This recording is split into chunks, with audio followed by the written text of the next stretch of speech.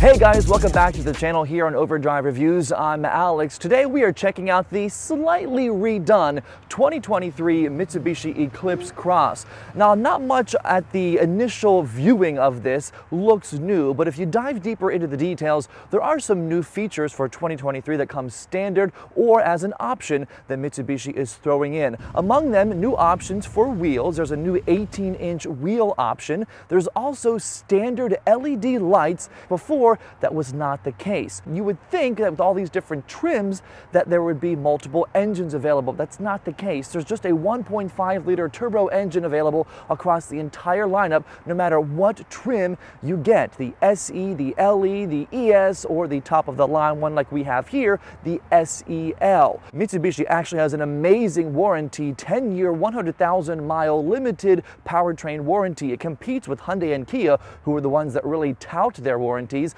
but Mitsubishi's actually is slightly better, and we'll dive into that later in the video. So today we'll give you a tour of the outside, of the inside, how much cargo space they have, how this thing drives on the highway, and also talk about the power output under the hood there. If you are new to the channel, I appreciate you watching. Please subscribe and give this video a like if you find it helpful, and let me know in the comments below if you have one of these, maybe a 2 or 3 year old one. I'd love to hear what you have to say about yours, and I'll be happy to answer any questions you might have about this new 2023 model. So without further ado, let's get moving. All right, so under the hood, like I mentioned in the beginning of the video, there's really only one engine option across all of the trim levels for the 2023 Mitsubishi Eclipse Cross. It's this engine right here, a 1.5-liter turbo engine pumping out 152 horsepower and 184 pound-feet of torque. It is mated to a CVT, a continuously variable transmission, which delivers power smoothly, but is a little loud. It's not terrible, but it's definitely a little more loud than you might be used to if you're in a Toyota or maybe a Honda or something like that. 152 horsepower doesn't go that far. I think it's a little underpowered for what it is, especially with the turbo. It's a little quicker, but it really could use more power in my opinion. But with a less powerful engine, you do get better gas mileage usually, right? And that is the case on this compact SUV. About 26 city, 29 highway, and a combined of about 27 on regular fuel. And speaking of fuel, you can get about 410 miles of range on one tank of gas. Not bad at all. If you're looking for something more powerful, there are other options out there. The Mazda CX-5 is a great one, a more powerful, more sporty, more peppy engine, as well as the Honda CR-V and the Hyundai Tucson, Kia Sorento Sportage type segment. And talking about the speed, once again, 0 to 60 in about 8.2 seconds, which is terribly slow. And 0 to 100, are you ready for this? 30 seconds plus. 30 plus seconds to get from 0 to 100 miles an hour. This car is not made for speed, not made for sport. It's made for comfort and tuned for comfort. Let's get a tour of the outside and see what kind of dimensions and exterior features this one has. Let's start here at the front of the Eclipse Cross. Like I said before, for 2023, every single model has LED lights and LED fog lights standard. You can see those right over here, up top, nicely banked and nicely angled, and down here as well. And you know, here I am. But again, Mitsubishi has really amped up their offerings for LED lights for this year, which is great. They continue with this dynamic shield type of approach, this kind of cinched center right here. This particular SEL model has a nice camera system built in there for a surround camera view, 360 camera view, and a lot of the SE models actually now come with chrome trim embellishments for the grille up front. This one does not have it because it's an SEL. Let's move off to the side of this Eclipse Cross for 2023. The dimensions, about 173 inches long, about 105-inch wheelbase, pretty much the same as previous versions. Like I mentioned, there is a new 18-inch wheel option this year for the Eclipse Cross. This is not it. This is one of the older ones, but still looks really nice and fresh. I do love all of the lines right here, all the little lines that are chopped out for aerodynamics. The car looks really aggressive and sporty from the side for sure. Let's go to the side view mirror here. Another camera built into the bottom as well. You've got your turn signals built in too. These are automatic folding mirrors, power mirrors on both sides. I do like these wheels a lot. They are 18-inch, and I believe these ones are on Bridgestone tires. You've got four-wheel disc brakes, of course. The car from the side does look a lot more aggressive than it drives. You would think maybe it takes off and has a really sprinty kind of feel. Not really the case. I do like these windows on the Eclipse Cross, kind of larger up front, larger in the center, then kind of disappeared toward the back. Kind of gives a nice kind of vanishing point look to this whole car. Now let's go to the back, because this was one of the controversial things when the Eclipse Cross first came out a few years ago. This used to be a split rear window with a bar in between, and you had two panes of glass, and it really messed with visibility. About a year and a half ago, they actually discontinued that design and went with just a straightforward piece of glass in the back, which is much easier to drive whenever you're the one behind the wheel. Other things I love about the rear here, the lights right here that kind of climb the back, really nice, very Volvo-esque, very CR-V-esque as well. Let's open up the trunk and see what's inside there. Alrighty, I flipped the car around so the sun gives us a better view with the light. Let's open up the trunk here. Like I said, this is a compact SUV, so there's not a ton of room back here. You get about 23 cubic feet of space in the rear behind the second row of seats. No cubbies on either side, which is kind of not great. I always think that it's really nice to have a deep something or other right in here, over here, to put a jug of windshield washer fluid or maybe some oil or something like that, but you don't have that here on the Eclipse Cross. You do have a nice kind of security, surveillance proof cover right there, a privacy cover, which comes on this SEL model. And then down below you have a rather chintzy piece of, I don't even know what this is, like cardboard that actually covers up the spare tire. It really is flimsy. Look at this thing. But again, 23 cubic feet of space here in the trunk. So interior-wise, the Eclipse Cross actually has a pretty decent rear seat, and I like the materials. I don't believe it's real leather, especially on this one, because it leaves really easy smears and marks on the seats. Yeah, you can kind of see it right there. But the seats are comfortable. They're nice and squishy and relaxing. The rear seat definitely crowded with more than two people. You can get 3 kids back here probably pretty easily, but 3 adults definitely are going to be crunched, especially because there's a small hump there in the center for the super all-wheel control. Let's get in here and put my knees in and see what it feels like. Close. Let's do a door check also, sound-wise. Sounds good. No canny, no tin can sound. This seat is about where I am sitting whenever I drive, and so my knees aren't touching the seat, but definitely if anyone is tall, the rear is not the place for you because the roof slopes. Let's get a shot of my face here, and my head is already kind of touching the roof, and I'm kind of already slouched. So the rear seat, just be aware, the headroom isn't all that great because of the rear sloping design of the car, but that said, adults who are shorter, kids can definitely sit back here and be comfortable. There is no charging port back here as far as USBs go. It's just an old-fashioned power outlet, a 12-volt, which is really weird, especially in 2023.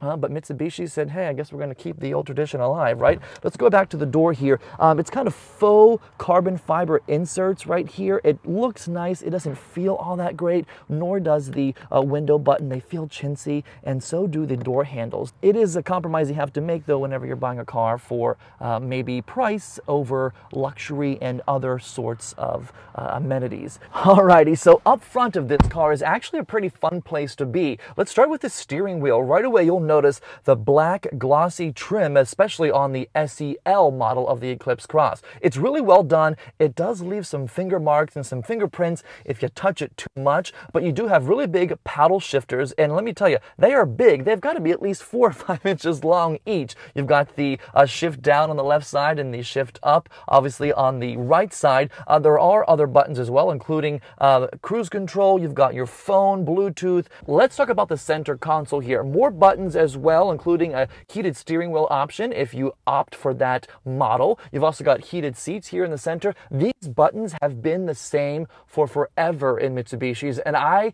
personally would like the company to hear my plea and change these buttons. They look about 10 years old because they are, and they're just bulky and big, and they're not sleek. The rest of the car looks kind of sleek. It's trivial, I know, but I just wish they would change them.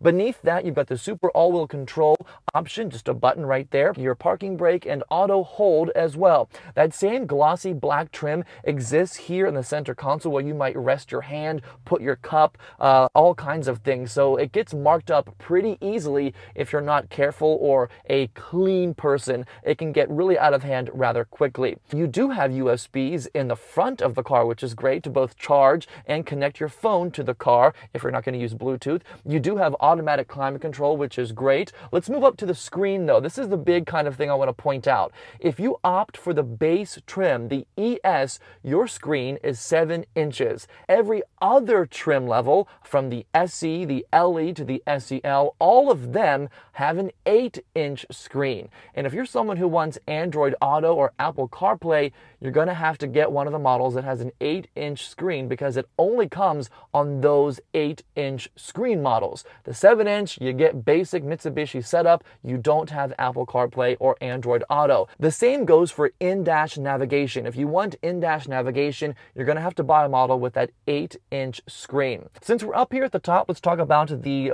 feel of the dash. It is all plastic, and it's kind of that cheaper plastic that, like I said before with the seats in the back, if you whack it with your hand or something like that, a knuckle, you do leave skin marks really easily, and some oils and stuff like that. Not to get too gross, but the plastic is plastic. Not saying it looks bad if you're driving it day to day, but just be aware that it easily is marked up. Another small critique, I wish the backup camera was better quality. Look at this.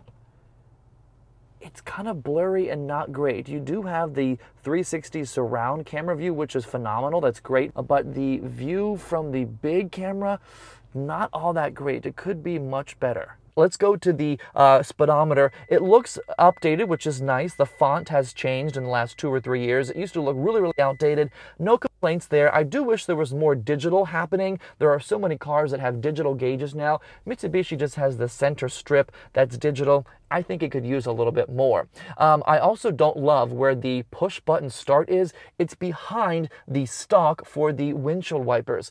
And if you're not paying attention, you can easily whack the windshield wiper button or the stalk instead of hitting this push button start for the engine. To me, it's really placed in an awkward spot. I wish they would move it up higher so you could see it, or put it down here near the gear shifter or something. Not a good location in my opinion. So safety-wise, this car actually does a pretty nice job. It has pretty high safety ratings, has lots of airbags built in, and it comes with a pretty impressive list of standard safety features, including automatic braking, which is front crash mitigation with pedestrian detection. It also has lane departure warning built right in. Those are standard across every trim level, which is really great. You can also opt up to a higher model and get adaptive cruise control. There is also an option for heads-up display. This current model does not have it, but there is heads-up display available as well. Another critique, there's no lumbar support on the Eclipse Cross. There's not a manual little lever, and there's not a power button on your seat, which is kind of odd. I mean, again, 10 years ago, every car, even economy, inexpensive cars, had lumbar support. This one does not have it, which is kind of perplexing. Let's go over to the door here. It feels hefty, it feels nice, it sounds solid, it sounds well built. You've got that carbon fiber trim, the faux carbon fiber trim on each of the door inserts here as well. There are deep little pockets for a cup, for napkins, for random things you want to keep with you on the road. You do have oddly placed buttons for changing the side view mirrors. It's on the handle. Most cars have them far up near the tweeter speaker, near your buttons under the vent or something like that. But Mitsubishi instead put them on the handle for right where you grab, which is kind of odd to me, because you could easily just whack it with your thumb or something like that and then have to go back and adjust it. Not the end of the world, but could definitely be placed in a different place. Another safety feature is the blind spot monitoring built into this SEL model. Overall quality of the cockpit is decent. I'm not going to give it great. It's decent. It passes for a car that costs $33,000. I don't love this multimedia design. Look at this. It looks like something that Microsoft 95 put together. It's basic, it's old, it's outdated. When you compare this to the Hondas, Toyotas, even the Hyundais and Kias, this just looks so far behind. They need to upgrade this. Mitsubishi, if you're watching, please listen to me. So we are now out on the road behind the wheel of the 2023 Eclipse Cross, and I'll tell you something, it actually feels a little bit bigger than it looks on the outside. You're up high, you've got a lot of glass all the way around, so it kind of lends itself to feeling like a larger vehicle. Right away I notice how nice the steering wheel feels in my hands. There are little grippers on the steering wheel. It feels decent, it feels well made, it doesn't feel chintzy like some parts of the car might feel. The seats so far are comfortable. I could use a little more thigh support. The buttons are in the complete upward position, and I feel like I need a little bit more. Again, I'm 6'2" though, so maybe it wouldn't be such a problem for a shorter driver. I notice also too, whenever you hit the gas, you really hear the growl of the engine, and it's not a good growl. It's kind of an unrefined growl, which again is that CVT at work. It does deliver kind of smooth, consistent power, which is nice. It definitely has enough get up and go to merge, maybe if you're on a ramp or something like that, if you're trying to get onto the highway, but you're not going to be racing or drag stripping with anyone in this Eclipse Cross. Here comes a railroad track actually right now. Let's see how this thing soaks up bumps and imperfections in the road. Nice, feels good. It was rather bumpy, but not a ton of sound, which is good. It absorbed those little clicks in the road, those little railroad tracks in the road nicely. Other imperfections like potholes or manhole covers, the car kind of glides over nicely, and it's relatively quiet as well too. Here's a nice turn. Let's see what the body roll is like. Yeah! Some decent body roll there at speed. It was a 15-mile-per-hour corner that I took about 25 to see how it would do. Some minor body roll for sure. This thing is tuned for comfort and for ease of driving, not so much for performance or sportiness, which is kind of obvious by everything else I've shared so far in the video, I think. But a nice ride so far too. Let's see what the brakes feel like. I'm going to hit them here at 50 miles an hour. All my stuff just fell off my seat. Oops. They grip really nicely. They don't jerk you into a brake. Some cars are so sensitive. You immediately like jerk out of your seat and your seatbelt tightens. And I'm someone that's really kind of prone to squeaks, any kind of rattling, that kind of stuff, body panels kind of rubbing together. I hear nothing in this car. All I hear is my phone and the keychain kind of rattling in the cup holder. So there's no rubbing body panels. There's no unnecessary squeaks or rattling. There goes a Lamborghini Urus. Oh. So one thing I forgot to mention actually before is that for the 2023 model year, every single Eclipse Cross has super all-wheel control, which is what Mitsubishi calls their all-wheel drive system. Every single one has all-wheel drive, which is great. That's kind of an upgrade for most SUVs. Some have just front-wheel drive, but not with Mitsubishi Eclipse Cross. Everyone gets all-wheel drive. I must be in the rich section of town. There's a Bentley Bentayga, a Lamborghini, a Bentley, and I'm in an Eclipse Cross. Oh well. With the Eclipse Cross, you actually have a really good warranty, 10-year, 100,000-mile limited powertrain warranty. It does have a basic 5-year, 60,000-mile warranty, and when you stack it up against the Hyundai and Kia warranty, which also claims to be, you know, the best in the business, this actually has a better one because it has better corrosion protection, which if you live in a state that has a lot of snow and they use a lot of salt and all kinds of brine on the road, is really good and more peace of mind. This is easily maneuverable in the city. It has a really good turning radius as well. When you're trying to get out of those tight spaces, a good turning radius is always preferred. I'm going about 45 miles an hour right now in kind of a semi-commercial, residential kind of combined area. And even at 45, I noticed some wind noise at all of the windows, especially obviously the driver one. But there is some noise outside of the windows that I don't think should be there at such a low speed. Again, just probably more of a cost-saving measure by Mitsubishi and not putting as much sound dampening material in the windows and the door panels as they probably should. Maybe double pane windows are in the future. That would be on my wish list. Let's hit it one more time. Ready? We're going to go 15. Ready?